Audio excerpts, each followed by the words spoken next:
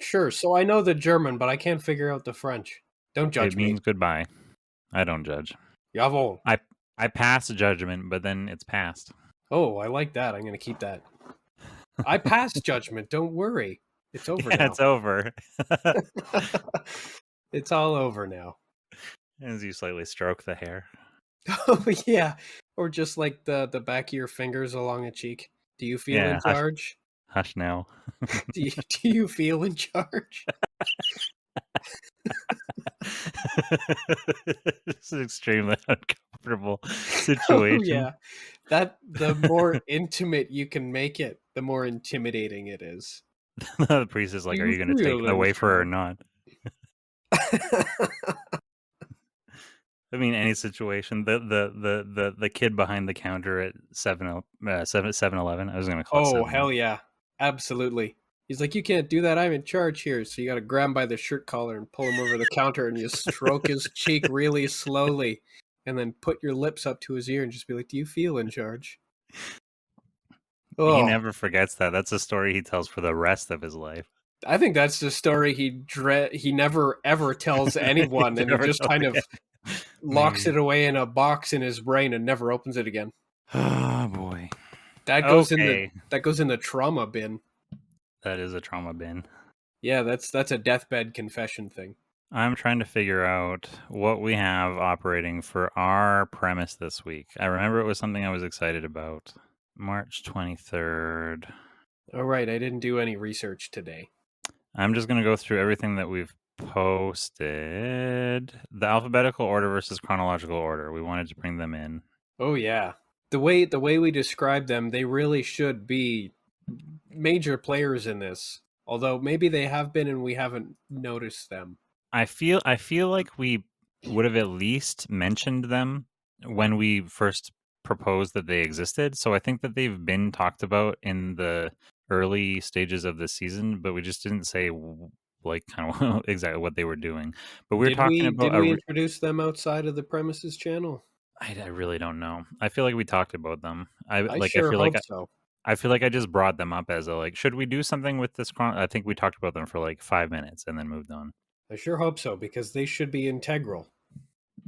But if they're not, the chronological order, I feel like we had to have. The chronological order and the alphabetical order are two ancient, are we calling them cults?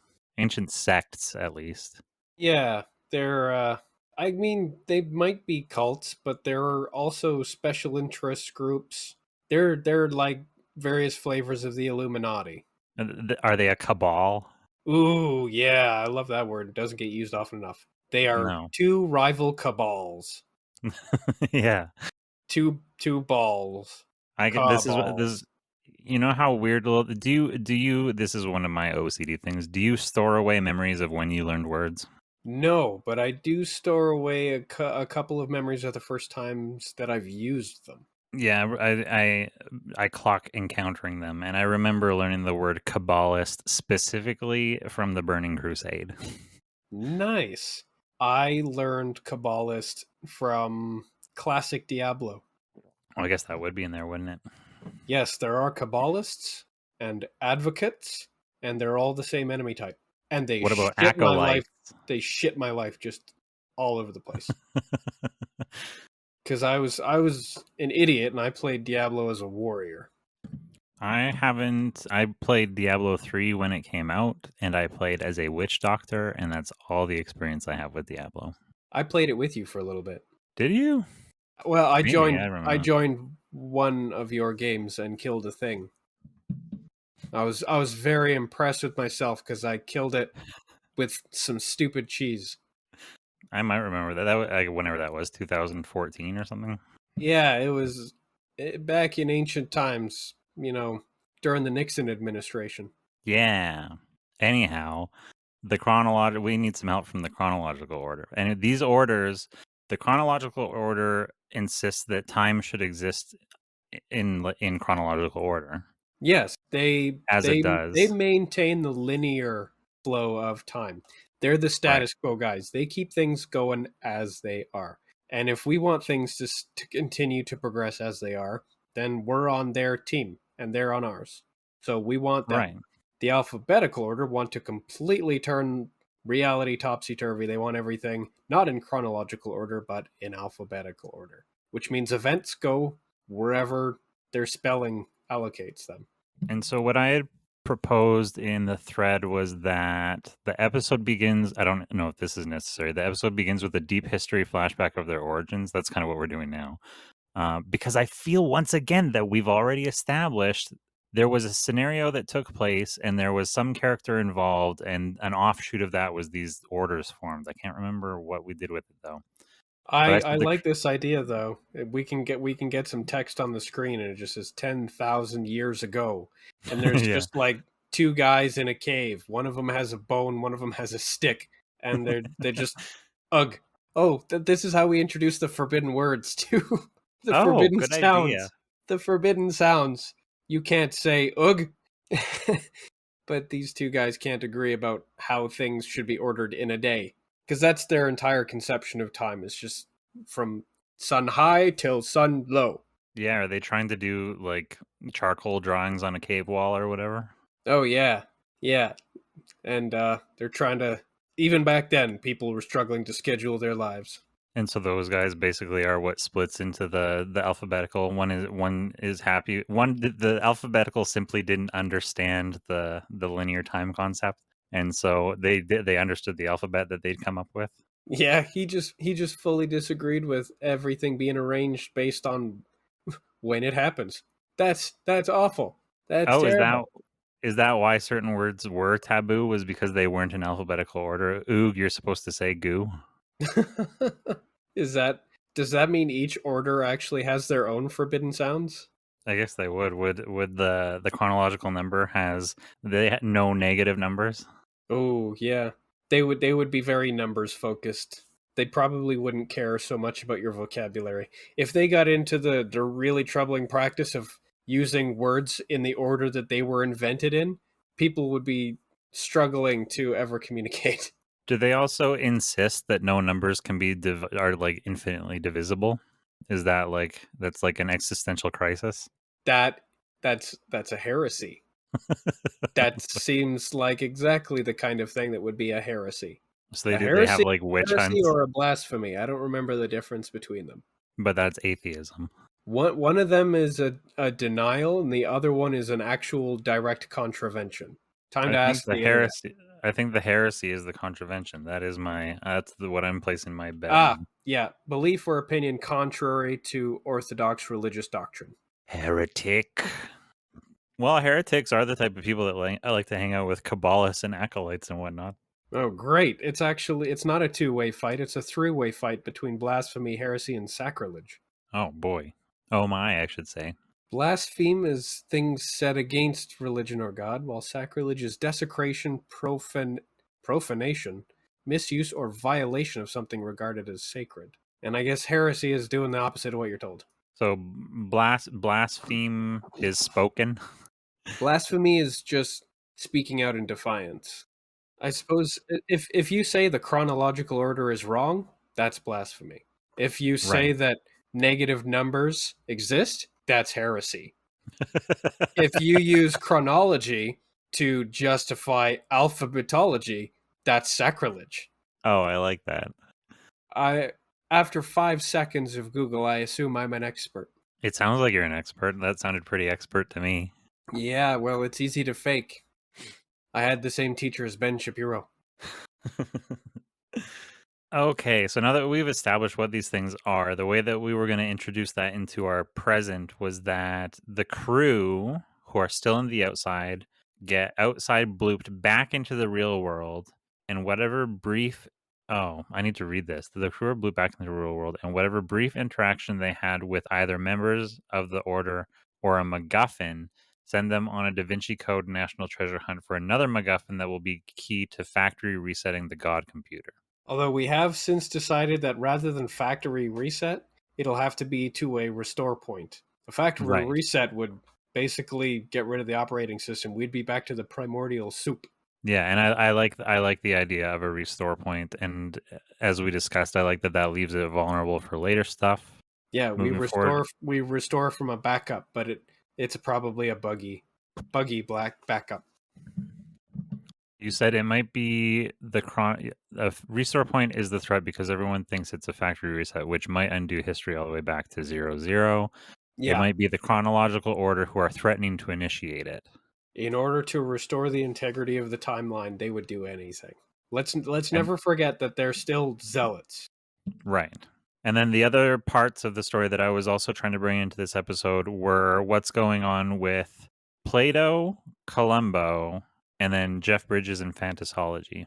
And we said that since Elrond had sent somebody, so Bridges is currently en route to the space station, right? He Yeah. was going to go up there. Yeah, he's in his great big heckin' chonker ironmonger suit. Yeah, headed up to the space station. It's barely gonna fit in the hangar.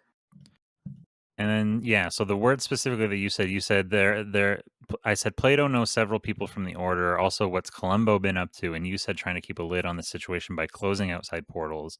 And I said I think that's something Jeff Bridges would be up to as well. So maybe if he goes up to the space station and, as you said, hands over the keys, he sees that it's kind of useless to try to fight to maintain a hold over Fantasology because the likes of Elrond and Basilbub together is too much to fight for, so he's willing to hand over the keys and then kind of disappear to start going around Earth and closing portals. Is that what we're imagining? I figure he's smart enough to realize that trying to fight Abaddon at the same time as he's trying to deal with these outside portals is probably untenable. It's just too much of a division of his attention. That and the whatever resources Fantasology really has, they've probably been depleted. Right. Oh, and then yeah, I forgot. And then at the end, that's why it boiled down into perhaps not Plato, Columbo, and Jeff Bridges cross paths, and you said a celestial being in a rogue Eldritch abomination buddy cop movie. Do we like that idea still? Yeah, they probably hate each other. And the more they hate each other, the funnier it is to make them work together. I'm just trying to imagine. I need a picture of Peter Falk, and Jeff Bridges like smushed into a car together. Yeah, there's Jeff Bridges in a bathrobe with his sunglasses on, and there's Peter Falk in a raincoat with matching sunglasses on. But he's got a cigar, and Jeff Bridges has a White Russian.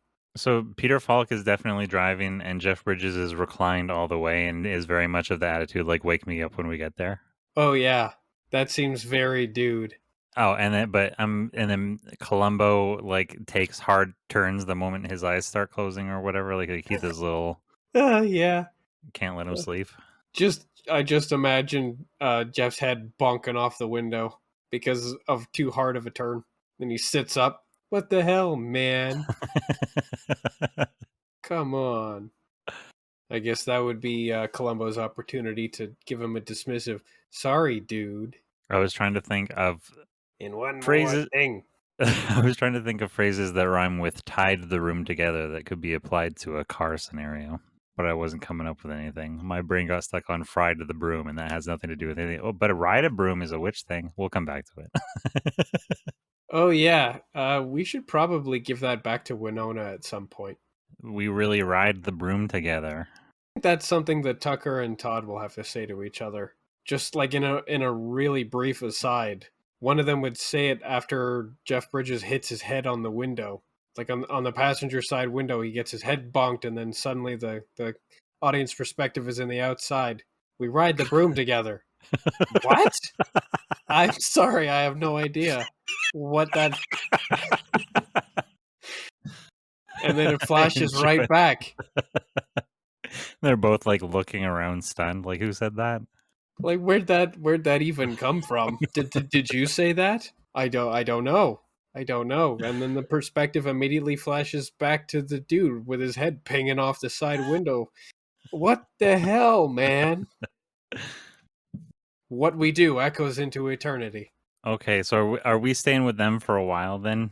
How does this come about? Does the episode starts with order history? Yes, we get to And do then the 10th. I think it should come from multiple cuts of history, of course. So the 10,000 years ago, we see the caveman experience. Then yeah. 5,000 years ago, we get to see them like living in Akkad. or some ancient Sumerian city, once again drawing lines in the sand about how best to, you know, do all of these things. Only their ideas get bigger and bigger as, you know, civilization and the people in it become more sophisticated and more able to articulate complicated thoughts.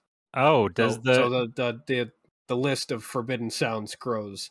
do they both have to stay like they kind of end up going underground at some point? I don't know. Or are they both quite like legitimate? Do they become like well-known corporations? Uh, I mean, one of them you can tell has a pretty big stake in the public library system. Right. Oh, Dewey Decimal was like Was one of their definitely founders. was definitely one of the alphabetologists.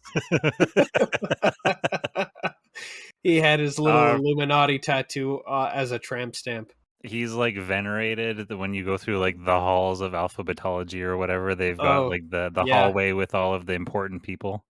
They stop and they look at the light shining down on our famed ancestor Dewey Decimal. One of their saints. Yeah. Mm-hmm. Saint Dewey, yeah. So yeah, it's probably funnier if each of these orders has actually managed to integrate themselves into various aspects and layers and levels of society. Well, because that kind of brings the Da Vinci Code sort of thing Oh into it, yeah. right? Was the Oh idea yeah. that all that stuff became something. Yeah, they're still here, but they've got their fingers in a few pies now. So I mean, they probably masquerade as mega corporations now of some kind. But at the root of it, you know, in the back rooms, there is a secret upper echelon that happens to belong to the orders. And of course, this order runs this business, and that order runs that business. And I assume alphabetology probably struggles a bit with business just because of the way they strategize and organize. Businesses outside of something like the Library of Congress, although I I was just believe even that happens to have some chronological order to it as well. yeah, it would. I'm now trying to think of how, like, Yeah. what I was trying to think if it was like a 3-letter organization that the alphabetical order became, but there are 3 letters that are out of alphabetical order, and that's the sort of they're like, and that's how we knew no one would ever. We were hiding in plain sight. The FBI. Nobody would ever suspect us. It hurts it hurts them every time somebody says the name too. We had to struggle the whole time. We've been wincing and cringing But it's a sacrifice we have to make. Did you say for the the good of FBI? mankind. all this all this time. That's why there are so many unsolved cases, because Oh, everything's you think, organized yeah. alphabetically instead of chronologically, so we're having serious trouble following clue paths. Oh yeah, there's just a million. You go inside the no, I was gonna say the Pentagon or whatever. You go in the FBI headquarters, and it's all these meeting rooms and cubicles filled with guys doing the red string mind map thing, but they're all in alphabetical order. And yeah, nobody can solve any crimes because nothing makes sense. Okay, we need to invent a new bureau just just because of this. I somehow they retain their government funding because of, you know, ties to, I don't know, big pharma. But they're an agency that has basically zero arrests except for one or two accidental ones. And like all the cases where people turn themselves in, those were lucky breaks. And yet somehow they're still in operation. You don't need to be good if you have a government contract. I'm trying to throw in like what would be the one thing that they were good at though, because of their alphabetizing. Organizing a library. Yeah, I guess there's that. Not an archive, just a library. They haven't solved a single crime, but have you seen their library? It's immaculate. That is the one thing where there is overlap between the two orders. They both split things up into genre. Oh, so is that how we have some overlap in the story then? Is after we've shown all these different periods that these orders exist and how they've evolved, then we cut to the story the story of Jeff Bridges going to space and then coming back down, and then doing heroic stuff at a portal, closes it. Happens that as the portal closes, a figure appears on the other side of it. It's Columbo, and they put together. They agree on some sort of ramshackle buddy cop agreement where you've got a car, I don't. It was going to be hard to get around. Yeah, And I like that. They're both like, you. Okay, so yeah, Jeff Bridges' Ironmonger suit gets destroyed by something that comes out of the portal or the portal itself, so he's left without a ride. right. They both do that Spider-Man pointing at each other thing. You, as soon as that portal's closed, because they were both on either side of it and they didn't know, and so they're like, "You, what are you doing here?" Well, I'm trying to close this portal and take control of things. Columbo's Maybe. got like an old Lincoln Continental. Oh yeah, it's got to be an old, not like a cool classic car, but an old guy car. It was old when he got it, and he's an Eldritch abomination. Oh, it's like a Buick or something. It's got wood paneling. That's fun. It's literally the goof. What is that movie called? The Goofy movie. It's the Goofy movie car. Now I got to see this. Yeah, old station wagon. So they're doing their buddy thing, and then so the next portal that they get to, they find a bunch of like black sedans gathered around, and that's their first interaction with the FBI, and they start squinting their eyes like, oh, these guys, they've showed up. We've got to start paying attention to what they're up to. Just to take a step back, I think the moment where Bridges and Columbo decide to roll together is an important piece that should be elaborated on a little bit. Oh, definitely. They both cant their eyes to the now ruined Ironmonger suit, and of course Columbo is now getting into his station wagon. He's getting into his car, and Bridges is just kind of picking through the pieces of his old suit, seeing if there's anything salvageable. And Columbo cruises by slowly with the windows down, and they both just kind of exchange glances, and in unison they probably sigh. And without a spoken word, Columbo unlocks the doors and Bridges gets in. Do we milk that even more then? Were they having some sort of like, because I guess that maybe they have history. Are they kind of ribbing each other, or not even ribbing each other, but having kind of like one of those old man, they're having what is it, the grumpy old men kind of back and forth volley, and then as he gets in his car, because they've been having it kind of trailed off as he rolls by, Columbo does the and one more thing, but then he notices that Jeff is kind of like, what's the word, out in the cold or whatever. Yeah, Jeff is a bit melancholic. He's got the tear forming in the corner. He's staring forlornly at his suit and then off at some kind of calamity in the distance. I don't know if they have like a shared history so much as they're aware of what each other are and the implications of that.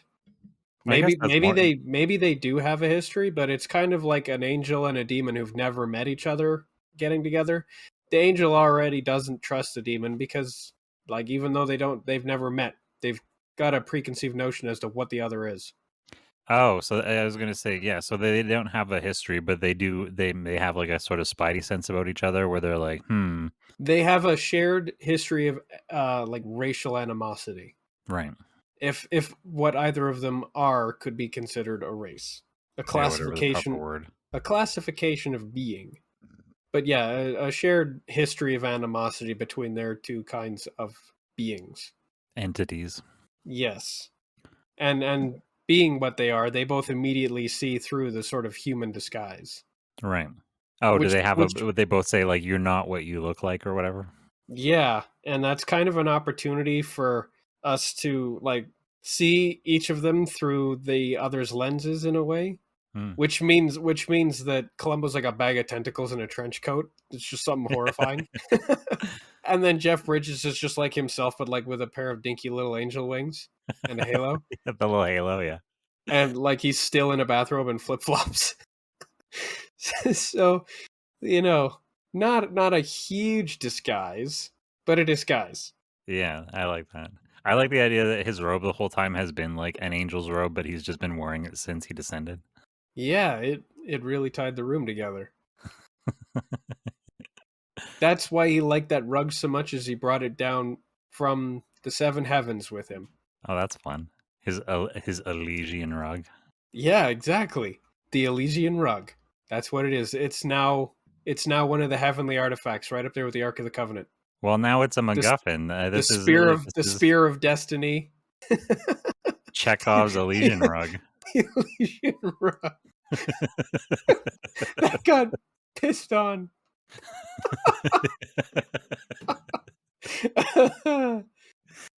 Whoa, okay. We really haven't treated this well.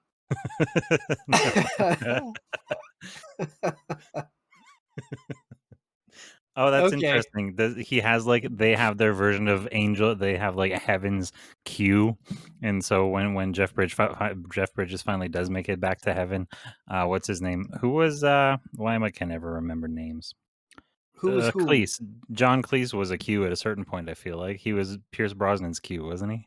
Oh yeah. So John Cleese is up there, old man, white hair Cleese, and he sees the state. Good God, at the state of the Elysian rug. Ooh, he's like some kind of a heavenly butler who's actually more regal and austere than any king or queen. Oh yeah, Michael the Archangel. Are we going to go that high up in the celestial hierarchy? I don't know. I can't remember any other names of any other angels. Just make up Nebuchadnezzar. A word. Was Nebuchadnezzar an angel? I'll bet No, you. Nebuchadnezzar was a king. That was an ancient king. Yeah. I mean, there's always Gabriel. He's like the redheaded stepchild of the archangels. Oh yeah, Gabriel was it? He was important. He was like the mouthpiece or whatever. That was the Metatron. Oh yeah, but also I think Gabriel's was just like a messenger. I think he was too. I think a lot of angels did that job. So I don't know what the Metatron's job really was. He's the manager of the messengers. Like if everybody can just be assigned to do your job, you don't have a job. It sucks that heaven is a hierarchy. And we have no idea where Jeff Bridges ranks in it. No, that's true. Or ranked. We've established that he's kind of a fallen angel, but it's more like a screw you, Dad, I'm moving out. Yeah, did we make him brothers with Jeff? Yes, the Jeffs are brothers. Although I'm pretty sure all angels regard each other as brothers. Yeah, I guess so. No sisters. That's a crime against angelhood. Angelmanity. Angelity. Human. Angelity. Yeah, you got to move some syllables around. Yeah, I was actually wrestling with masculinizing. Because we've got feminizing. Feminizing is easy. Do you masculinize or do you masculize or what?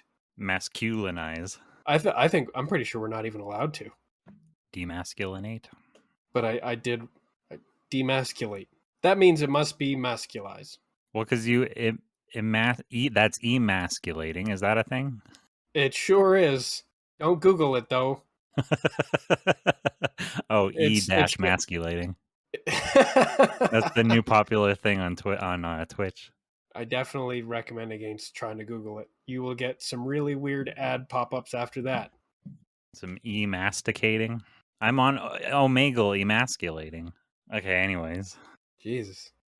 Well, we're going to Reddit. Cool? We're going to Reddit r-masculating. r/masculating. You haven't been kicked off the RTC at all yet? No, I haven't. And I just jinxed it. No, I think we're good. I think the Push to Talk had a significant amount of contribution to that issue. Yeah. Okay, so are we now the buddies are now in their car? They're now cops? Yeah, they're now in the car and they are ribbing at each other. What do you care if all of this comes apart? Or do they once again have a Holiday Road moment where Jeff Bridges is sleeping in the passenger seat and Columbo is driving, and as they're driving, the Fargo cops drive by in a red Ferrari, and he has a eyes agog moment or whatever. Where did our boys get a red Ferrari? It's been a good year. A good year? Oh yes, a good year for it. Yes, their business. I was just trying to do the vacation thing. The TV show really took off. Oh yeah, that's true. They are minor celebrities. Oh, but that's funny. Okay, it's not the Ferrari gig. It's just them following their fugitive. Oh, they're still chasing that guy.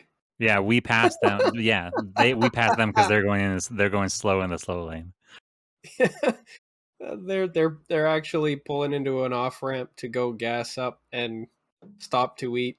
They're even splitting the bills these days. Oh yeah, they take turns picking which restaurant to stop at. Yeah. Are you sure you won't come with us? Yeah. All right. Well, where do you want to eat? Oh, then do we even pass them on the highway? Do we actually like? It's part of a montage or whatever. The Jeff and Columbo stop for lunch at a diner, and the Fargo cops are in there having lunch with their fugitive. Maybe they keep Uh, running into them. I don't know. yeah, I think it would be kind of funny to pass them by at one point, and then somehow many hours later we're eating at the same place as them despite leaving them way behind. Oh yeah, we've left them way behind. Then they're having lunch, and then they see Yeah, the they three they enter, were and they like there. kind of wave at them. They were there before us. What? I thought we didn't respect physics. What is happening? Oh, that's when the chronological order shows up and arrests them. Oh, that's actually a really good segue. These guys have defied the correct order of things. Is that our segue then? That's how we get rid of the Fargo cops and move it over to our buddy cops interacting with one of the orders, Interesting. rather than meeting them at a quote unquote crime scene. That's interesting. I have a feeling that both Columbo and Bridges would actually keep their heads down upon citing the chronological order, because both of them are sort of Chronological anomalies. yeah, they don't necessarily respect linear time either. That's right. They're not subject to it. They're kind of omnipresent. Well, that's interesting. Oh fuck, these guys! They hide behind their newspaper or whatever. Yeah, exactly. They just kind of keep their head down. Bridges puts his sunglasses back on. They kind of just try to look inconspicuous. He puts on his Marx Brothers sunglasses. I forgot we had those. Yeah, the sunglasses with the mustache on them. Oh yeah, they're great. The big fake nose. And I think and I think Columbo I think. disguises himself as mom. Ooh, He takes off his disguise. very interesting. If he took off his disguise, everybody there would be quite terrified. Yeah, I guess that's He true. just puts on the mom skin. Yeah. He's probably a shapeshifter. He just like does the mystique thing. Does Jeff Bridges then have some sort of? He's probably not expecting that, but he's also not totally phased when they look back and he sees that he's mom style. What's this? Yeah. Yeah, it just works like that. Since Bridges has no idea who mom is, that's more of a treat for the audience. Is that an actual clip from the movie, or is this I from think so. First Class or whatever? I think so. They really the body art really gives her tits that she doesn't have. I regret to say that I was actually thinking the exact same thing, and We need. I was You got wondering if blue, the shape dude. shifting would that would be the first thing anybody would notice with the shape shifting, Oh, that's sort of funny. is that it gives Columbo boobs. There's like a horny teenager in the diner who notices. Nobody else notices except him. Oh yeah, if anybody would notice, that's who it would be. Boobs. I don't think it would take Bridges by surprise though, because he probably sees through the disguise anyways, Right. as we've established. If he's even capable of perceiving the disguise, it's all an illusion. He probably just can't see it in the first place. Like if you can see through an illusion, you can't tell an invisible person is invisible. I'm trying to figure out because in my mind, mom is not like particularly stunning, probably. And I'm just trying to think I of. assume she's quite stereotypically matronly. I think she's just. In my mind, she's just the Calvin and Hobbes mom. Is probably Yeah, how I would end up she's. illustrating her, anyways. I think I would want to describe her not as unattractive, but as ordinary. Yeah, yeah. It's That's a what I'm just saying. disguise. It's not supposed to draw attention. Yeah, she's not a pinup model. But so I was just trying to think of like a line that I don't think Bridges would be surprised, but I think he would make some sort of like dry commentary on the difference in costume. You Maybe can something be along the anyone lines you of like, want, and that's what you yeah, you can chose. be anyone. Yeah, you can be anyone. And why do you choose these two old bags? No one would ever suspect. The point is It's, to be covert. yeah. And the thing is, in 2022, Columbo is covert. Covert, I say. Nobody knows who he is. Yeah, no kidding. I've now watched like a couple of seasons of Columbo. I Is it counted as good? research. it's actually not the kind of detective program that I like. I don't like knowing the answer until the end. In every episode of Columbo, you get to see what happens, and then you get to see how Columbo reaches that conclusion. Right, because it starts with you seeing what happens wrong, right? Yeah. So it becomes more about his process than it becomes about solving a mystery. Is his process interesting? Is he like autistic or something? He is interesting. He's very clever. Mostly because it's much like our Columbo, he is deliberately kind of underestimated. Right. He puts on this kind of bumbling air of middling levels of competence or less. Like he would show He up with his underplays his shirt. skill.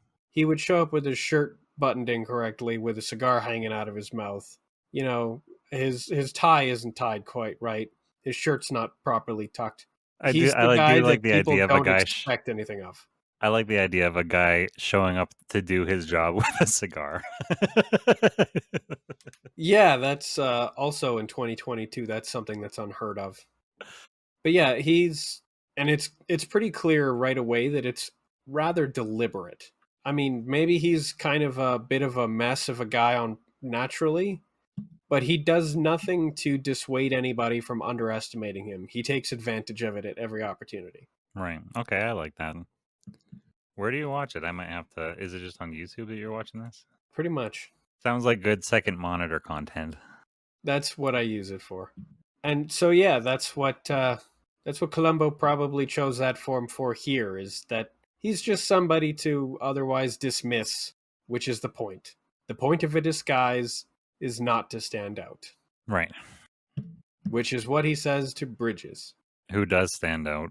Who does, because he's not really wearing a disguise so much as he's just hiding a couple of things. He's cosplaying as one of his characters. Yeah. He got into acting and now he can't let it go. I was bitten by the stage bug or whatever the thing is that they say. The acting bug? The drama bug? Oh yeah, one of those. He's been bitten by all those bugs. And so now he must act. Oh, well, hang on. Do you guys hear that? That sounds like the ad bell. Your ad. Bring out Your ad. Hey, I think we've got an ad. Yeah, hang on. I think we've got something right over here. Ninepence. I'm not. An ad. What? Nothing. Here's your ninepence. I'm not An dead. ad. I don't want to go on the car. Oh, thanks very much. That's all. See you on Thursday. Right. Oh, before we get started, I know we've got a scribe, but do we have our subscribe? Make sure we have our subscribe. Who's the scribe? I think you said that Craig was the scribe. Oh, well, then that means Stan is the subscribe. Right. He comes out in a little hat. Yeah, he's got a quill and parchment. He's old-fashioned. Oh, that's good. Yeah. Like even a though little page boy. He's not the scribe, he's got the kit. Oh, and the parchment has to come out of Craig, like he's a printer, but it comes out blank, and then Craig has to actually manually write on it. Or Stan. I've already fucked this up. Yes, the subscribe is here. That's good enough. I'll figure out how to make it work later. Hooray! But our problem for tonight that we're trying to write an ad for is that there's too many is it that there's too many masculine ads, or that there's just too much masculinity in the world? The product feminizes or demasculinizes? Oh man. What's the difference? That's a whole new conversation. What is the difference? And well, is it a delineating scale? Is it a spectrum with femininity on one side and masculinity on the other? Are they two entirely different value scales that can coexist? My God, the whole world's gone topsy-turvy. I need a product. yeah, I guess the way that I was sort of imagining it when I said that way, when I said demasculinizes or feminizes, that I guess I was imagining two different scales, both which would be going to like an androgynous center. So what it actually does is it degenders. Yeah. So this is the product degenders no matter what the pre-gender was? I mean, that is the correct solution to too much masculinity, is to just degender it. The alternative is to just reinforce feminine social stereotypes, which, I don't know, I'm pretty sure everybody's tired of those. Except for stockings, those can stay. Stockings. I want to read. You're allowed to quickly keep one through. thing. Women confidently playing sports, doing the cold water in the face and the deep breath, looking in the mirror to go confront the boss or something. A deodorant commercial that had something like that in it. Oh, so how does this ad go? So if it degenders, do we show it degendering all things, or are we mostly showing it degendering masculine things? And then at the end, they're like, but also it actually also works on things that aren't masculine. Interesting. What is an inanimate object that is ostensibly masculine that we could use this product on? Would it be an object that's masculine, or are we demonstrating a trope and then it degenders the situation? All right, let's have a masculine trope, and then we're gonna deconstruct it, degender it. We need concrete examples if we're gonna pull them apart and basically castrate them. Now I'm trying to think of masculine ads, but that's our problem, is that we were saying like we don't remember what feminine ads look like because we haven't seen ads forever. Now I'm trying to think of. Well, that's the thing, is they're highly degendered these days. What about like, pumping iron? That's the thing. Men at the gym. That is definitely a thing that would be traditionally masculine, but it's also something that I've seen a zillion and 9 ads of women doing. Yeah, that's interesting. Because who was it? Was it Gillette that got a bunch of flack because they were trying to like very egregiously degender or regender their ads? Is that so? So egregiously. So they did it in a way that was actually stupid. Well, they were like coming out and saying like masculine doesn't have to be what we've been saying it has the whole time. Gillette, it's whatever you make of it, or something like that. I mean, they have been selling down 2 different lanes all this time so what they're just trying to shift it all, shoehorn it into a single lane now? They referenced bullying, and so Gillette made like a little advert, like short film, and you know how their slogan's like the best a man can get? Right, yeah. They replaced it with the best men can be. Ooh. That is kind of spicy. That's a scathing that's a scathing indictment of all men. Yeah. Okay, well that explains why people got a little bit mad about it. They're calling out toxic masculinity. It's basically like, come on guys, you can do better. But those things are never good when they're kind of paint with a broad brush. So then do we invent some overly masculine situations? Like we open on just like a whole bunch of men who are half naked. They're all shaving. They're all shaving at the same time. They're on the locker room shaving, and they're like showing off like how manly they can shave. Well, in that case, they have to be shaving with "That's not a knife." Or no, they're so masculine that one man is actually shaving his face with another man. Oh my god! Like he's grabbed another man by the face and is dragging his face along his jawline. Look at that jaw! Yeah, he's shaving his jawline with a man's jawline. A jawline so sharp you can shave with it. Exactly. Men, do better. Have you guys watched Little Britain? Little Britain? No, that sounds like a thing that I would specifically not watch. Oh, it's a skit show. It's really funny. Oh, I think I know what you're talking about. No, I haven't. Who performs in it? Oh, I can't. Let me see. Britain. Isn't that where Fat Amy comes from?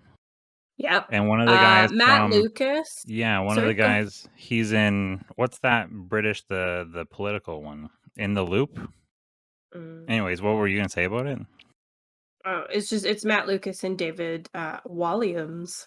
And David Walliams, who also got in hot water for saying something controversial recently. Somebody didn't. I think he made a Rihanna joke. What was that about? Oh, I don't know. They're both pretty spicy though. Anyway, there's a skit they did in the gym. Like they're super buff, super manly men, and then they're shaving each other's junk. It's not gay, it's masculine. Exactly. And just because we kiss doesn't mean anything either. The best a man can get. Great cheese on these abs. Okay, so is it a series? The ad is a series of vignettes then, where it's men doing overtly masculine things. Are we making it? Is there, first of all, not to do like a MGTOW thing or anything, but is there such thing as toxic femininity? Do we just call that Karenism? Karenism. I don't think Karenism is actually gendered. That's true. Karen, I've never heard that. the female Karens were simply the loudest or the most publicized. It has to do with being entitled and then super overtly angry when you don't get your way. Will Smith. Yeah, you just have to pull the have a Karen. toddler. You just have to have a toddler tantrum to be a Karen. Exactly.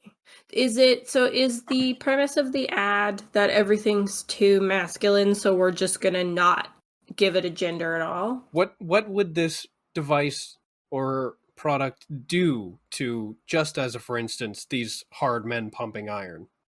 Yeah. Would it make them all androgynous? I don't know, because now I'm curious. It because I was going to say it fixes the situation.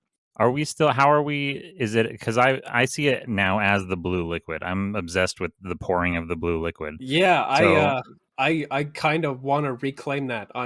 That's something that women have been taken away from us for all this time. Blue liquid. So I feel like the product is a blue liquid, and then you pour it on yourself, and it lowers your gender spectrum or whatever. It's a topical lotion or whatever. Oh, a topical lotion. That's good. Just apply it over your head. From the makers of the blue pill, it's blue liquid or blue gel or whatever. Blue goo. You could have someone like dump it on their head, like after, when people like are running marathons and they take the water and then like splash it on themselves. Oh, it's in the Gatorade cooler.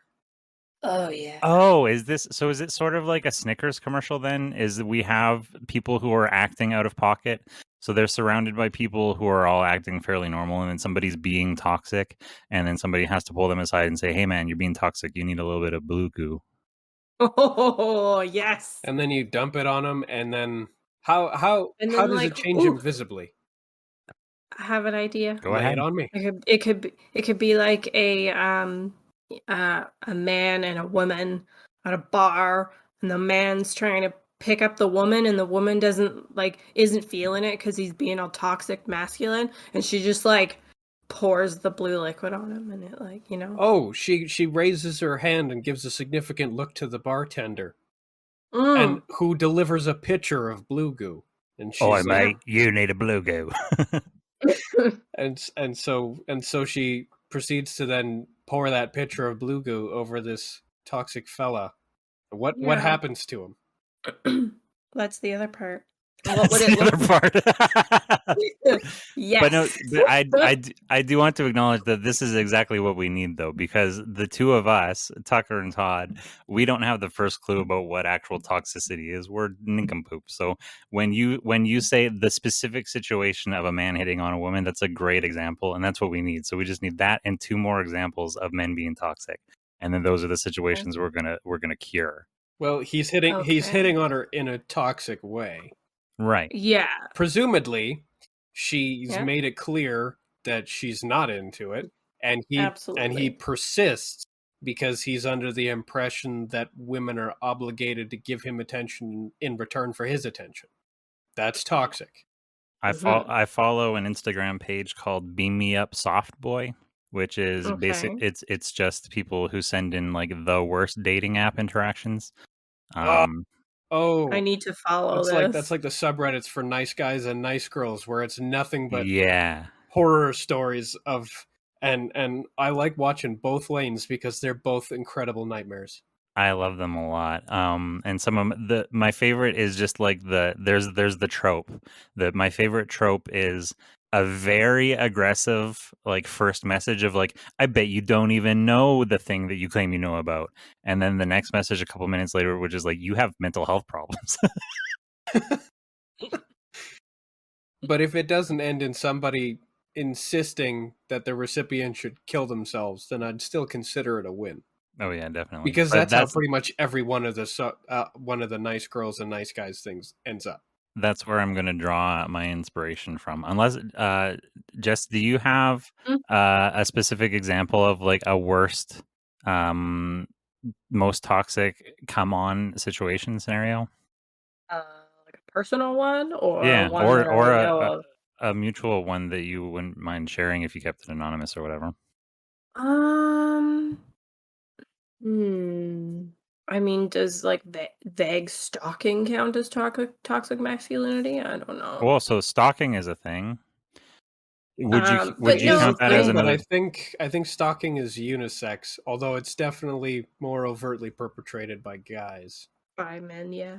And plus, I think that's a little too serious for the ad. We need something like a little more Yeah, lighthearted. something that's low impact, like a guy who's just maybe he's actually kind of oblivious. Oh, is it George McFly trying to peep from a branch?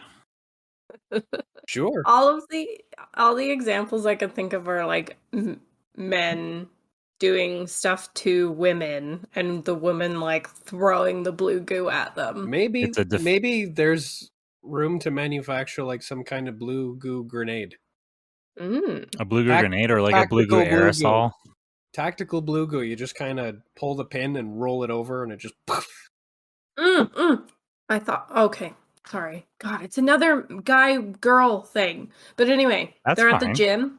At the gym, you know, dude's like pumping iron and he keeps like looking at the girl, like, look at me, check me out. I'm pumping iron. What's up? And she's like, ugh, like grenade bombs him. Okay, I and guess- now we've reached the other part. What's it do to him, though? Oh, right. Yes. Okay, so in the first I mean, scenario, I'm fully on board with this premise. We just need to hammer out what it does.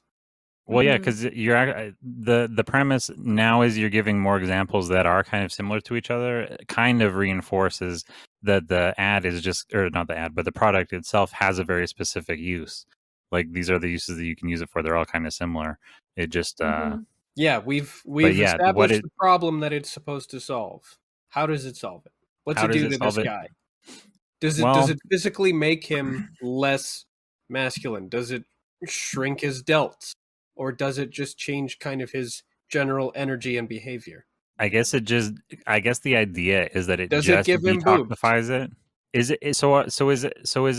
it a regendering product or is it simply just the detox? Because we talk about it being toxic masculinity, it just takes the toxic out of it. We don't want. Do we want to totally degender the person with the product, or do we just detoxify? I think it would probably be safer to go with detoxify. Then we're kind of just saying just take the edge off. You're gonna need less edge on that. And then that works with visually. I can almost sort of imagine where the guy is. Well, actually, since if it's sort of like the Snickers thing, where the guy is overly toxic, he looks like Mad Max mode. And then after he gets Mhm. blue goo sent on him, he turns, I don't know, ideal kind of like Normal. patches on the elbows, kind of just a normie. Yeah, Mhm. he doesn't necessarily go to ordinary, but he becomes more average instead of woo, whatever that is. And that's probably what we should have been kind of really focusing on from the start, is that these examples are supposed to be like super extreme. This guy Right. So looks like he came out of Road Warrior. yeah, so we can visually He's do got that. a metal jaw bolted on. What is up with him? He's basically behaving like a pirate. Yeah, I'm pretty sure I heard him say "R" once. Is the So yeah, product? we're starting at 100 and we're taking it down to like a nice 7.5. And if we're showing multiple examples, does the ad do a little bit of time travel where we go back to different periods where people are being like exaggerated versions of how toxic they'd be back then? It's like it works with time travel. Oh, I like that. And is it funny to do it to a woman just once who's getting carried away? Oh, 100%. Just Oh like yeah, definitely. right at the tail end of the ad, it's like, and don't worry, it works on women too. And then I you've think we got might. one lady who's like throwing a vase at her husband, and then he just like gives her a spritz. I think you could even tag that with where you have like several examples of men who are being over toxic, being detoxified, and then did you get muted? What happened there? Oh, I don't know. I muted myself so I could clear my throat. Oh, that's very polite of you. That's your cough button. Yeah, well, since I'm on voice activation, I don't want to do that in your face. No, I appreciate that. I would not have thought to do that. I think I've cleared my throat several times into the microphone. Oh, Anyhow. how rude. We're going to have to detoxify you. Yes, detoxifying. Okay, so the several examples of men being detoxified, and then an example of a woman being detoxified, and she looks all crazy and Mad Max Fury Road. Maybe she's actually what's her name? Well, it's Annabelle. That's that's Annabelle to a T. She is a Is space being all pirate. toxic. Like, she's a cybernetic space pirate. If there is such a thing as toxic femininity, it's her. She puts her boot heel through men's necks. So she gets detoxified, and maybe that can actually like lead into an episode someday where we still see her like experiencing. She's come slightly back up the spectrum, but there's residue or whatever. But anyways, the final tag. Every now and then she pets the dog. After it works on women too, so we see the she pirate being detoxified, and then it cuts to another woman who's screaming and getting out of key. Oh, no, maybe that doesn't work. Maybe it's one of those ladies who screams at the cops. Well, I was gonna do a joke where there's a woman screaming and being toxic, and then you throw the blue goo on her, and it turns out that it was a man. But I don't see how that actually makes any sense. That's too spicy. I think that's it. I think we're good. Do we have? I also right after that, after it's like it works on women too. I think that's the time for the introduction of the tactical blue goo, where it shows a very brief scene of somebody doing a breach and clear, where they pull the pin and roll it in like it's a smoke grenade or a flashbang. Works on an entire toxic room. Oh, that's interesting. Somebody throws somebody throws it at like a Unite the Right rally. Poof. Or a frat party? Yeah, I suppose a frat party is very likely to contain a few of those kind of doofuses, but I'm pretty sure at a Unite the Right rally, it will turn everybody into not quite a Nazi. Yeah, like a car auction. Everybody's there chanting blood and soil, and then suddenly the blue grenade goes off. Oh, that's interesting. A sporting event. Bane shows up. I've gathered you all here. Nobody cared who I was until I pulled the pin. Okay, I think that's gone on long enough. We've kept Jess for long enough. I think we've designed our ad. All right, we have squeezed the juice out of this lemon. I think so. Are you happy with it? I'm happy with it. Yeah. I'm happy. Okay. Did you want to do? Oh, is there a wand version? Oh, no, it's fine. I like the blue goo is good. I just thought of it, but we start off trying to call it blue goop, and then what's her name comes in and sues us. Gwyneth Paltrow gets all up in our business. Yeah. We're so sorry, Ms. Paltrow. We would never want to use your goop. Speaking of which, could you look over there for a moment? Splash. That's fine. Did you want to do this stroke waffle? Oh no, we sort of talked about that last week. We kind of rushed through it. I don't think we have. Okay. What did you add to it? I saw there's something about cardboard. Oh yeah, like really overselling the flavor. For some reason, in my imagining, it tastes a lot like Captain Crunch. Ooh, yeah, definitely. Well, because Jess doesn't know that even though we talked about the silly ads, that we've already introduced this product in several episodes where it's like treasured. Yeah, like this is the kind of thing that somebody breaks into a burning building to rescue. It's like Scooby Snacks. Yeah, it's going to define everything we do from now on, I think. But we've introduced so many products, and it's occurred to me that the blue pill, the last ad that we did, was a product that we did in a sketch. So maybe a lot of the ads we end up doing are products that we've introduced in gags already. We can do some of those Acme products. And we've got our D&D game, but I think it should become D&D because now it's dictators, despots, and demagogues. Oh, okay. D3. Ooh. That's an event that's our Comic-Con for the D&D. Oh, that's fun. Anyways, thanks, Jess, for joining us. Yeah, no, of course. Thank you for having me. Thank you for your contributions. You're always welcome in the studio. Thanks. Yeah, anytime. All right. I will talk to you guys next week. Adieu. Have a good night. Bye. Bye. Bye. And now back to the show. Okay, so that's this scene. They stay out. They're in the diner. Oh yeah. They duck their heads down. They have their little conversation while the cops are being arrested by the chronological order for violating linear time. Are we going to follow the chronological order out, or are we going to stay with our buddy cops?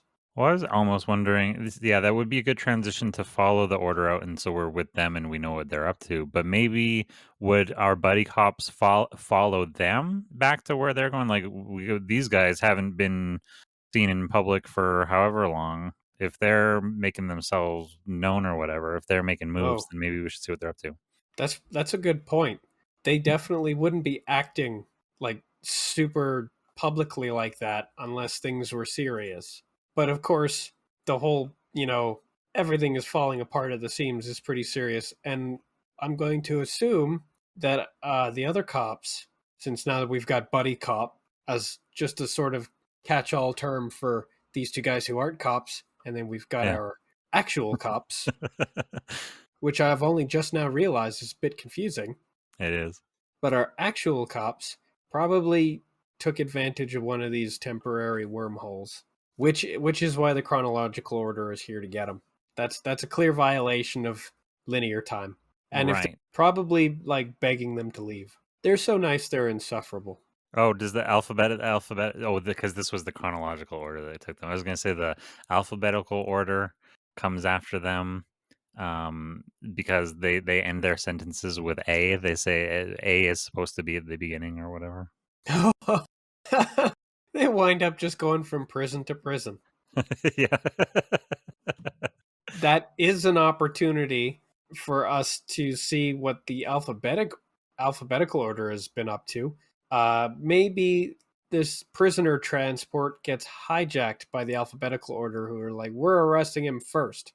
Technically, we arrested him first. Well, then we're arresting him now, I guess, because they're not going to do things chronologically. So we're arresting him now.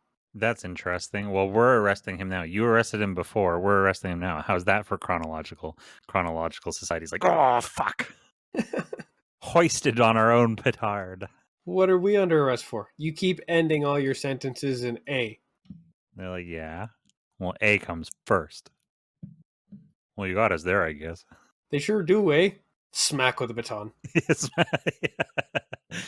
I do like. So, is it a whole like action movie sequence of the like in any time? I guess I'm imagining, the Dark Knight or something like that. Like it's a prison break in a prison convoy.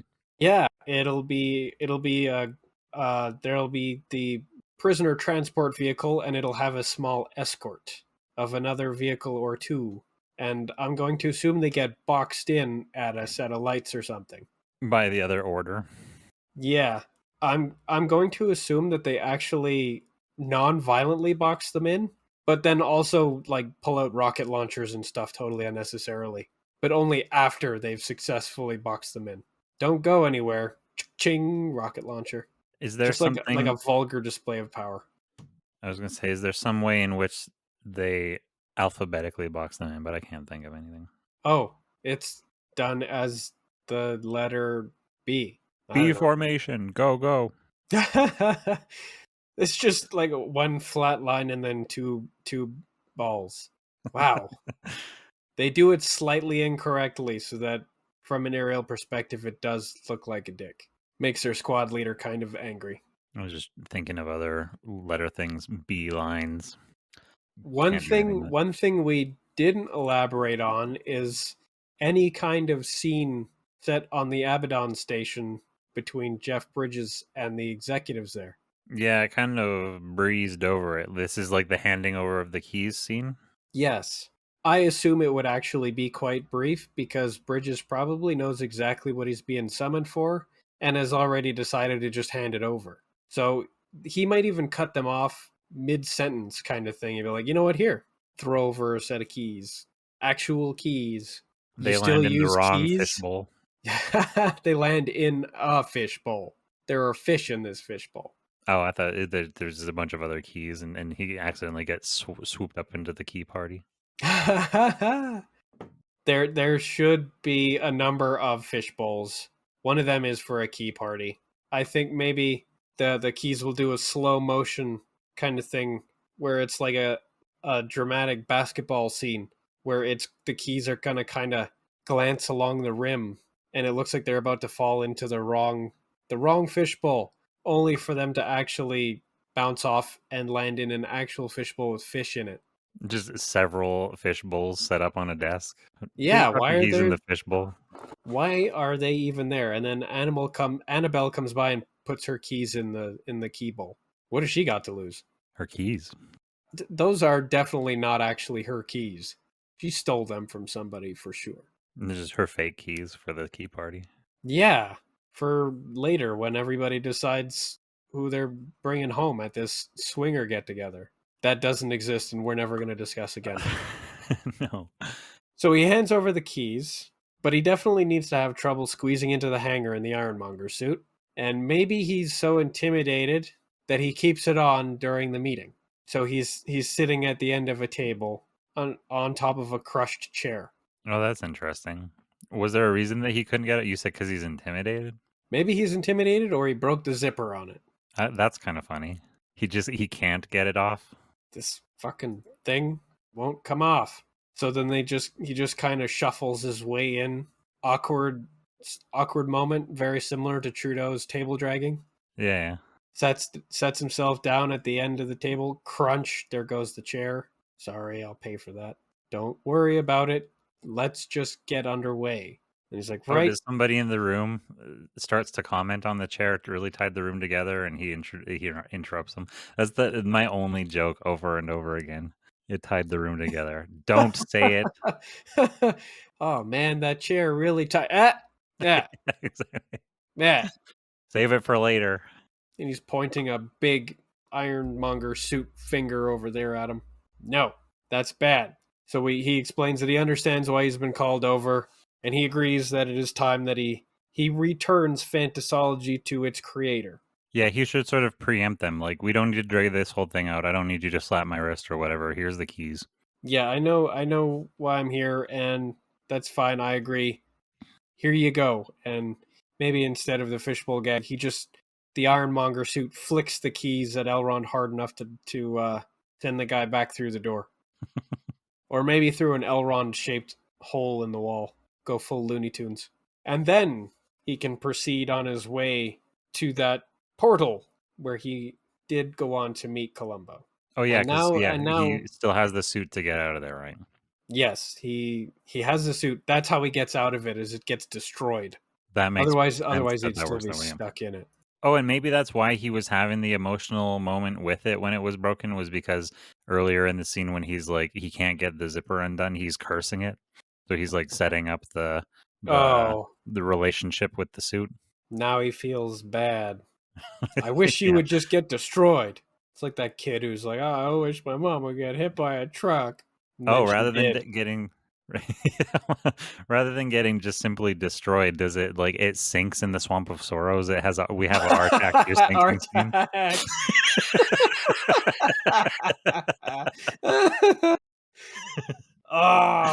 I remember being in preschool and watching that scene, and there was a large pile of people who started losing their minds. And I was watching the entire thing, unaware of the relationship between this boy and this horse. Yeah, exactly. I was just like, why is the horse sinking? And why is he so sad about it? I don't think it struck me either until I watched it again as a teen. And then as a teen, it like really emotionally ruined me. Oh, yeah. I definitely revisited that scene later with a totally different set of eyes. But and I still sometimes wake up in a cold sweat. Artax! I don't think I had any emotional connection to the movie. I just loved it as a kid. I remember it did not resonate emotionally with me at all because the context of the entire thing escaped me. To me, it's not that I was a little sociopath that didn't have any empathy. It's that I just lacked the information. I was ignorant. I was an ignorant little shit. I brought it into I don't know about preschool. It was in my second grade class. I brought it into I don't know how often it happened, but I remember like insisting that the teacher let us watch it as a movie day thing. And we dedicated the whole school day to watching Never-Ending Story, which maybe that does make you a sociopath to inflict your classmates inflict that upon your classmates. Only if you knew that it would do them harm and you just didn't care. I know one kid threw up. I remember that. That's a pretty extreme reaction. I think everybody. Okay, it wasn't preschool. It was a before and after school program because. Oh yeah. I think I was either in kindergarten or the first grade. So I was 6 or 7, but nobody threw up. I think I was the only person who threw up that entire year, and it had nothing to do with being sad. It had to do with being a kid. I feel like there was just a point. Those first couple of years of school, somebody's always throwing up or getting a nosebleed. Or somebody always has a broken arm. Well, there's another thing that I was thinking about recently. The kids were always doing that. It's like you never see that anymore. I can't remember what it was. There's a lot of things I never see kids doing anymore, but that's just because I'm never around them anymore. Yeah, that's true. But back in those days, I was suspicious. Oh, I remember what it was. I was suspiciously always around kids. There was always a kid. There was always a guy. You know what I haven't seen for a long time is an ice pack. Oh. There was always a kid with a Ziploc bag full of ice wrapped in paper towel. That was just every hour there was somebody holding an ice pack on something. And it was always on their elbow or on their head or on their hand. Was always getting hurt. And it was mostly because of monkey bars, I feel like. Oh, I fell through the monkey bars and chipped a tooth once. I shouldn't have been standing on top of them or pretending I could walk on water. But nobody threw up because of the Never-Ending Story, but there were so many tears and a river of snot shed over it. Of course. So I think what I'm trying to say is, yes, the Ironmonger suit sinks into the swamp of sorrow.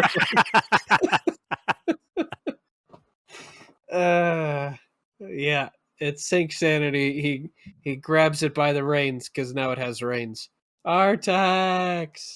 Oh, he's just he's losing it. That kid that was some scenery chewing. Oh, yeah. Artax, you're sinking! I think that's part of the severe resonance that I got later. It was almost like I had built up a charge from the very first time when I didn't understand it, so that when I finally did understand it, it was actually that much more poignant. And that severe case of overacting, that scenery chewing, that's what made it so strong. The stronger his reaction, the stronger my reaction. And now the only thing that makes me cry nearly as much is when Bruce Willis throws Ben Affleck out of the ship and dies. Bruce Willis, Ben Affleck, what is that? Armageddon. When Liv Tyler is crying and saying goodbye, Daddy. All I can think about is Liv Tyler crying, and I'm like, oh God, what did Aragorn die? But no, it was Bruce Willis, someone even more precious to me than Aragorn. I feel bad for Bruce Willis these days. He's not in any good movies anymore. I really liked Red. I liked Red. Have you heard of the operating assumption that Bruce Willis has dementia?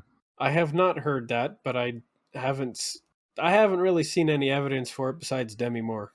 The evidence for it is that he's just been doing this slew of nobody's seen or heard of them movies. He's just trying to make as much money off of doing these little Z roles as possible, and I guess he can't remember any of his dialogue in any of them. I have a feeling that has something to do with the same thing that Marlon Brando is doing, is that he just didn't care anymore. Yeah, it could be. He's getting old now. He doesn't really want to do this anymore, but he's expected to do it. I don't think his heart's in it anymore. I don't see how your heart... I don't see how anybody does anything for more than 5 years at a time, but especially 15 or 30 or whatever. Being in films is something that I could imagine doing for a very long time, so long as they were different enough. But he's been in the same movie 60 times. He's been playing the same guy for his entire life, yeah. Yeah, every single one of them has been a different flavor of John McClane. Okay, how should we wrap some of this up? Okay, so Columbo and Bridges just viewed the altercation between the orders as the unwilling hostage exchange. I suppose it's prisoner exchange They just took our cops. They took our nice Fargo cops. Those are some nice boys from Minnesota. They took them. And now the Alphabetical Order is racing away towards their compound. And also, they're making immediate use of one of the portals because they aren't subject to linear time. Oh, so do we have the buddy cops, the Jeff and Columbo? Are they observing from afar as this exchange takes place, and then they are able to muse to each other? Like both orders are active right now. Suppose the emergence of the chronological order during a time when time is starting to get loosey goosey makes perfect sense, but they would probably be pretty confused as to why the alphabetical order is also getting really active. I know that we know why. They're hoping to take Right. advantage of the situation. But would our fellas figure that out? Because they were introduced to in the diner. They were introduced to chronological order. They get held up and exchanged with alphabetical order. Who then So that would be disappeared? it makes sense to me. So that they would muse that it makes sense to me that the chronological order is active and trying to do something about these portals. But what is Yeah, but now the what alphabetical are the order is what are the alphabeticals' stakes in this? What right. do they care if time gets upside down? So did they decide then to go off and investigate that? Let's follow them and see what's going on, and maybe we can save those nice, kind boys. I think Bridges would probably insist that they go and save the nice, kind boys. Columbo doesn't give a shit, but he does want to know what the alphabetical order is doing. So that is definitely the direction that they should be going in. Too All bad they right, just you are the disappeared angel in a on my portal. shoulder. They just Oh disappeared yeah. through a portal, which, we've got an outside entity sitting there in a trench coat. You've been closing portals all day, Columbo. Why don't you open one and follow them? Oh, fine. You are the angel on my shoulder. On one condition, I get to smoke in the car. Yeah. And one more thing. And then they go. Yeah, he's got to do a Columbo, list. I've got yeah, conditions. He gives his list, and one more thing. I smoke in the car. I get to smoke in the car. With the windows up. That makes everybody in the entire diner cringe. That's like farting in an elevator. It's just bad to do. Like having a very public cry. Just basically forcibly subjecting everybody around you to you at your worst. Or slapping a comedian. On live television in front of an audience when you're a role model. One of the role models. That was very funny that he screams twice, keep your wife's name out my fucking mouth, or whatever he says. And it made me think Keep your of that. wife's name out my fucking mouth. Yeah, keep my wife's name out your fucking mouth. Yeah. Keep I your gotta wife's figure out the order. Keep your wife's dick out my fucking mouth. Yeah, exactly. But it reminded me of that Eminem Will Smith don't gotta cuss in his rhymes to sell records. Well, I do. Well, Will Smith don't gotta cuss in his rhymes, but he does have to cuss on public TV to keep Oscar ratings up. Yeah, I guess. I don't think it was staged. I think he was an idiot. No, I've come around. The problem is I was only seeing clips. So my introduction to it was I was seeing thumbnails all over the place of like the slap heard around the world, which I think I already asked this, but wasn't that the Archduke Ferdinand line? The shot heard around the world? Yeah, isn't that where that comes from? Or was that Kennedy? It sounds like the shot heard around the world is a phrase that refers to the opening shot of the battles of Lexington and Concord on April 19th, 1775, which began the American Revolutionary War. Ah, okay, Revolutionary War. Anyways, I thought it was kind of funny, like taking a line that the herd around the world is a war starting line, and then we're slapping it onto this goofy interaction that took place at an awards ceremony for a bunch of circle jerking wannabes. Yeah, it's a dumb altercation between a man-child and an aging comedian. Like every single aspect of it is sad. Yeah. And once again, the as we kind of pointed out, how quickly it just changes. one thing, one take that I enjoyed was, can you imagine if Trump was still president? This is all that anybody would be talking about. And if anybody tried to bring the concentration back to the war crimes being committed across the pond, there would be people like happily bringing it back to. But Trump only wants to talk about Will Smith. If Trump was still president, Ukraine would probably be in ruins all the way to the border with Poland. Poland would be in ruins. Austria would be in ruins. Yeah. America would finally have pulled out of NATO, and then the entire situation would have destabilized, because as soon as one thread starts pulling, they all start pulling. So I think Europe and other Western nations would have pretty badly failed to galvanize and unify in the way that they so magnificently have if that, bloated Cheeto was still president. Well, he's still doing interviews claiming that if he was still president, like when he was president, the relationship with Russia was the best it's ever been, and he was the only reason that Putin has been sane for the past however many years. Oh yeah, he was so hard on Putin with how hard he was tonguing Putin's nutsack. And that's exactly what he would still be doing, because that's basically what our make believe version of Trudeau is. He's a wannabe authoritarian. Yeah. And an obvious demagogue. He idolizes autocrats and dictators. He doesn't play tough with them. He pats them on the back. Yeah, he aspires to their legacy. Yeah, he respects them and he wants to be them. And I think that has everything to do with the fact that he's a businessman. Or at least he thinks he is. Businesses are run authoritarian style. Why does anybody think a business person would make a good president? Because all they hear is the word leadership. Yeah, very different kinds of leadership. Businesses are not a democracy. They are authoritarian, which is hilarious because under, at least theoretically, on paper, in communism, business is a democracy, while the political system is a dictatorship. Yeah. So it's the exact reverse in our system. So yes, someone who's very used to being a dictator, an authoritarian in their business sense, is now in a political sense where they're not allowed to do any of the stuff that they've been conditioned to think is the correct way to do everything.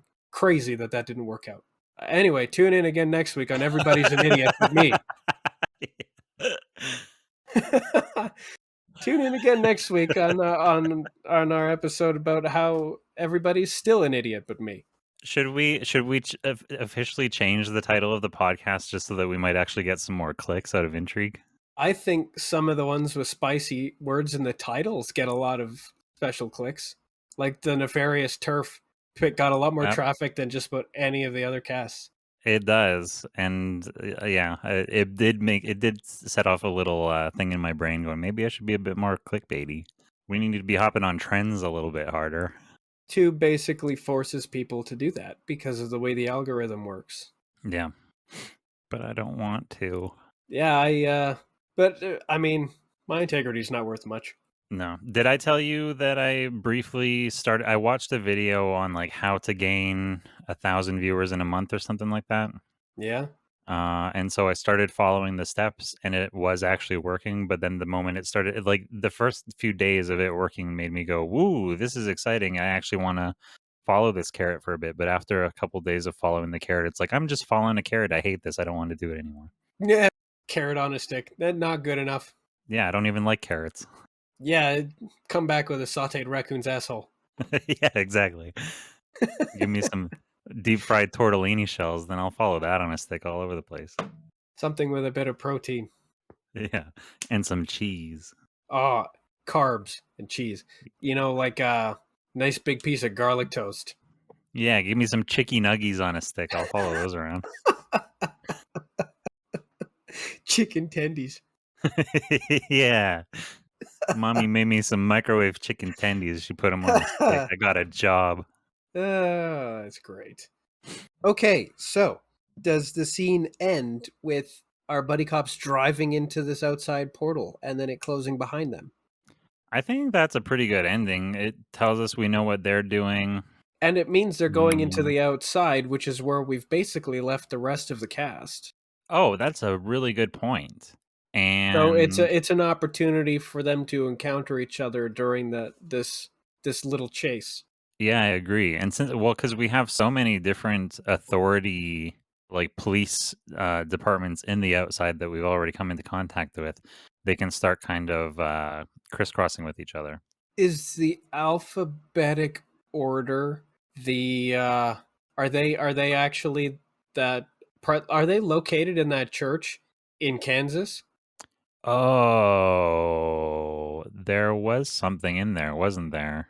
There was, and I forget if we had really hammered out what it was or if it was like a one-time jokey group that was just in there. Oh man, I will have to go back and figure. I can't imagine that I can search for it. Because naturally the chronological order would not have anything to do with that place, but the alphabetical order has no reason to stay out. Right. And if they're feuding with the chronological order, it's probably the best place to have their headquarters. The only text when I search cult within the side scroller thread, it mentions fantasology activity in the church, but that it doesn't. We're not committed to anything. I haven't put anything in there in the game yet. I definitely recall us discussing them being like outside cultists, which does Yeah. fit our fantasology thing, but that doesn't necessarily preclude them being members of the alphabetical order or having ties to them at least.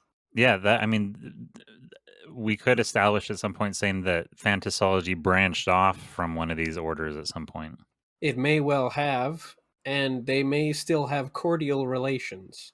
Yeah.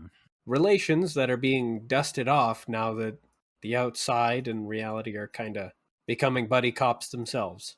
But that would be interesting. So we're saying that the alphabetical order has a headquarters in the outside. Would they is that because of the chaotic nature, they are able to have better access to time reordering technology or whatever? It's Pretty easier for much. them to reorder time alphabetically from there. Okay. Oh, and because the outside in its nature goes against the nature of linear time chronology. The outside goes against chronology, so the chronological order never goes there to pursue them or fight Yeah, against them or whatever. that's exactly what makes it such a great headquarters. Is where's the best place to run away from your enemy? Is the place they will never ever go. Exactly, because it's their antithesis. Yeah, that whole place is anathema. Okay, I like It's that. one great big no-no zone. So they can take shelter with their friends in fantasology. They're card-carrying members. Yeah. Actually, they probably should be a splinter group within the fantasology cult there that are kind of just in it for convenience. They have ulterior motives. Oh, that's interesting, especially if one is a splinter group of the other. Like there are still some people that are part of the other that are like orthodox chronologists or orthodox alphabeticists or orthodox The thing fantasologists. is the alphabetic order is premised on kind of using the outside for their own ends, which would likely be regarded as heresy by a lot of the proper outside cultists. Because if the outside is the object of worship, then you don't use it. Oh, right, because we said that the people who were there were sort of like children of Adam. Yeah. Right. But that doesn't mean that there aren't, wolves in the henhouse. Yeah, for sure. So that's a place that they could easily integrate with and use as a safe place. Because Yeah, of course okay, I like that. the alphabetical order still has lots of business interests and other ties in the real world where they ply their library trade, the Dewey Decimal System, for Saint Dewey. For St. Dewey and his card index. Yeah, that's who they pray to. Do the do. Do the do. It's like doing the stations. It's like doing it, praying the rosary or whatever. The Stations of the Cross. You have to like contemplate each decimal point or whatever. Oh yeah, there's got to be some kind of gesture for the Dewey Decimal System. Anyhow, I think this is this whole episode. I think that as well. The last scene is them driving through the portal. We'll catch up with them next episode. Yes. There are many spinning plates that we want to catch up with. But we finally dealt with the orders and our buddy cops. Yeah, we brought them into it. I'm satisfied with that. Yeah, we had some laughs. This was a good episode. I was warmed over shit last week. Me too. I was pretty tired. I was dragging my heels through the whole thing. It was still funny. I I agree. I laughed at it upon listening to it. It just we weren't laughing. It wasn't high energy. We've done that before too, Yeah. where we're low energy, but we still deliver. We just aren't laughing along with it at the time. Yeah, I mean, I'm very confident in the ideas that we have. I never don't like. I don't believe in not doing double negatives, and I enjoy using them. So I never don't like I've already lost track of where we are with our this. our content. I can't follow double negatives. No. I can't not fail to follow double negatives. Is that a triple negative? I can't not fail. Well, see, that's where I start getting frustrated when people say that Fail a is double a negative value. I hate that. I don't think that should factor into the language. I don't think you should not be able to say a negatively charged word like fail or deny. I can't deny. You're supposed to say I can approve or whatever. The opposite. I dislike that. I don't think that should be a rule. Well, first of all, I don't believe in rules in the first place. I do believe in negative language, but I don't Yeah. believe it's bad. Right. I believe that sometimes the only clear way to communicate something is using negative language. I think the only rules for language it should be to stop using as many commas. Less commas, that's it. Fewer. Yes, fewer. Okay, we're using words correctly. If that's what we want to talk about, then we're going to do it. Fewer commas, that's it. That's my only rule. Yeah, fewer or just none, people. And no semicolons. What? I love the semicolon, even though Oh, nobody boy. knows how to use it correctly. That's why I hate the semicolon. Oh, so instead of educating people, we'll just get rid of it completely. Yes, censorship of all unexplainable things. You're right. If we can't teach people not to slap, we're just going to have to take everybody's hands. Yeah. I'm now a Wahhabist. Is that a thing? I think that's a sect of Islam. Those are the really aggressive, violent, cut their hands off Muslims. Oh, the real eye for an eye guys. Yeah. Hammurabi would be proud. I used to believe in eye for an eye. I don't think I do anymore. I think everybody should just leave each other alone. I don't think inflicting the same grief on a guilty person makes the world any better or fixes anything. No. That's retributive justice, and I think it's kind of an oxymoron because it doesn't create any justice. It creates punishment, sure, but if it doesn't like repair or otherwise, mitigate the negative circumstances, then it really does nothing. It just makes people feel that sort of primal, vengeful good sense. Well, yeah, for sure. Well, my problem is that I still subscribe to the George Carlin human rights deal of I should have the right to do whatever I have the please, right and to if do you whatever disagree, I you have the want, right- and if you disagree, you disagree, you have the right to kill me. Yeah. Where are you going to find a fairer fucking deal than that? I like that a lot. But I'm also not a person. I'm not like one of these like neoliberal libertarians who thinks that if like what's the word, ethical anarchism or whatever, ethical anarchy. Is it?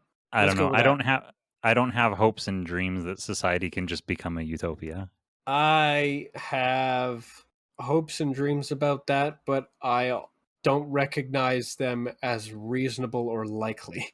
Yeah, that's fair. Okay, they are simply hopes and dreams. I have a whole bunch of Yes. hopes and dreams, and I recognize they're just that.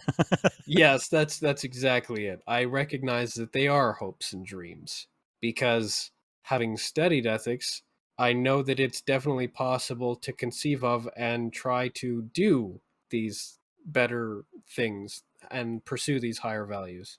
Something like restorative justice, a system where punishment isn't the objective, correction is. Correction both of the perpetrator and of the negative circumstances that the perpetrator has created. Yeah.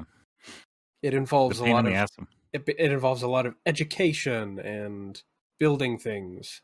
And I mean, the problem with that is you start running into the problem of like a person can only fix themselves if they want to, but also everybody, like when people start talking about like when they were doing the defund the police, send social workers in there. Well, so you just want social workers to have to deal with the nightmare? Like somebody has to still work hands on with the restorative process, and that's a really difficult thing for people to actually know how to do.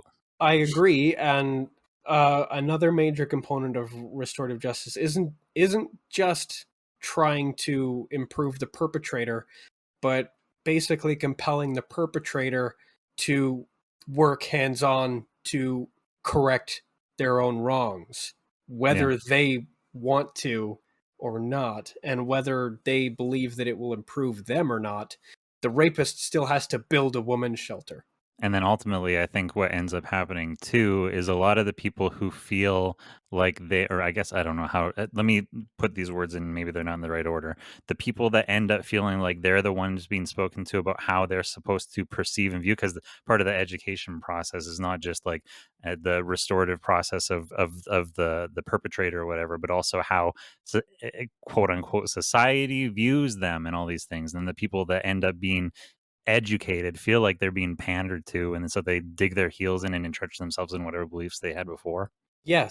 And you'll find a lot of the time that if all you're trying to do is lecture someone, it's like trying to talk to a flat earther. Yeah. Because you can't reason somebody out of a position that they didn't reason themselves into. Precisely. I believe Josh Strife Hayes said that really eloquently recently, and maybe he took it from somebody else. But yeah, if you arrive at a conclusion without logic, then you cannot be talked out of that conclusion with the same logic that you didn't arrive at the conclusion with in the first place. I may well have stolen that from Josh and not known it, because I like him a lot. He's a very eloquent content creator. That's what I'll call him. And he wears a waistcoat, and anytime somebody wants to try to communicate an image to me of gamers being these disgusting slobs, I'm like, here, have a look at Josh. have a look at this very refined gentleman and listen to him talk for a few minutes. That's kind of funny. I like the idea. If there was a period in the early 2000s when all of the like the mainstream punk bands all started wearing like white suits and whatnot, that was like the look. We're all well-dressed rock and rollers. I like the idea that all these like streamers all start. We are now the new what do you call it, phase of well-dressed streamers. Yeah, they're posh, they're elegant, they're dignified. Not counting like the trans video essayists who tend to dress well in their videos. Is there a slew of like of Josh Strife wannabes? Some of them do magnificent costume changes too. Yeah. They're elevating it to a new art form. We're definitely not talking about or to them. This isn't for them. They're already well beyond us. Oh, of course, yeah. We can only hope to one day reach that level of artistry. Yeah. We one day hope to have them as featured collaborators in our work. Oh, they'll be giving us the little feature. We're the opening act. Oh, I was trying to do it the opposite way around, where it's like we beg them to give us some sort of notoriety by attaching their name to our work. Oh, I was thinking that it would work much better if they slipped us into one of their things where they have a much larger promotion, audience. They basically platform elevate us. Yeah. Well, whichever way it ends up working, that is one thing that oh no. What? Don't switch. My computer went to sleep for a second, and then Discord wanted to switch my audio device, and I was afraid that it was going to cut off my mic. Well, we should be wrapping this up anyway. Yeah, we're over time. It just feels okay because we spent about half an hour doing an ad break. That's true. Yeah, I guess this is the end of this week's episode. Yeah, we just saved the preamble till the end. That's funny. I put it in backwards. This is the preamble now. That's basically what this is. This is our warm-up chat. Yeah. Cool down chat. Yeah, that's what it is now. Okay, well, I gotta go feed my old sick dog. Yeah, me too, actually. But my old sick dog is what I call my mom. Oh, well, I gotta go feed my old sick dog, who's an old sick dog. One of his hind legs is weaker than the other, so he kind of walks sideways a little bit. It's like a crab. Yeah, it's actually more like he's drifting. The hind end turns a little bit more than the front. He's like a shopping cart.